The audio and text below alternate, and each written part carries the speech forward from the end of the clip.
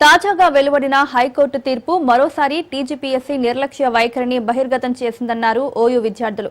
OU arts కళాశాల వద్ద group 1 పరీక్షను మళ్లీ నిర్వహించాలని డిమాండ్ చేస్తూ నిరుద్యోగ విద్యార్థులతో నిరసన వ్యక్తం చేశారు.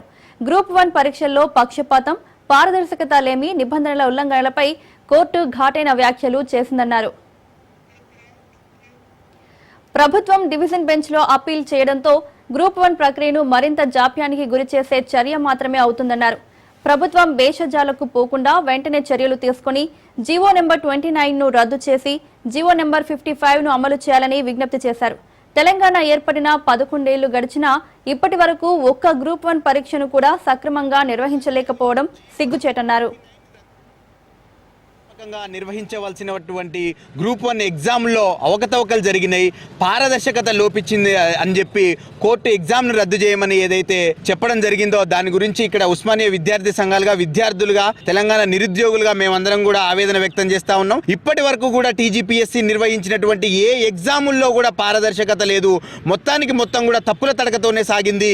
కాబట్టి ఇప్పటికైనా టీజీపీఎస్సీ బుద్ధి తెచ్చుకొని గ్రూప్ 1 ఎగ్జామ్ను వెంటనే రద్దు చేసి మరలా డివిజన్ బెంచ్ అప్పీల్కు వెళ్ళే ఆలోచనను కూడా వెనక్కి తీసుకొని వెంటనే కొత్త గ్రూప్ 1 నోటిఫికేషన్ను వెంటనే విడుదల చేయాలి. జీవో నెంబర్ 29ని రద్దు చేస్తూ జీవో నెంబర్ 55ను ఇంప్లిమెంట్ చేస్తూ కొత్త నోటిఫికేషన్ని వెంటనే విడుదల చేయాలని నిరుద్యోగులుగా, ఉస్మానియా విద్యార్థి సంఘాలుగా అందరం కూడా కోరుతా ఉన్నాం. ఈ ఎవాల్యుయేషన్ మొత్తం ప్రక్రియలో టీజీపీఎస్సీ వ్యవహరించినటువంటి తీరు చాలా అనుమానాలకు తావిచ్చింది. అండ్ టీజీపీఎస్సీ ఇంటిగ్రిటీని కోల్పోయింది, ట్రాన్స్పరెన్సీని కోల్పోయింది. దాంతోపాటుగా చాలా బయాస్డ్గా వ్యవహరించింది. తద్వారా చాలామంది విద్యార్థులు 10-12 గంటలు చదివి కూడా తీవ్ర నష్టానికి గురి కావాల్సినటువంటి పరిస్థితి వచ్చింది అని చెప్పేసి హైకోర్టు టీజీపీఎస్సీకి ఆర్డర్ ఇవ్వడం జరిగింది.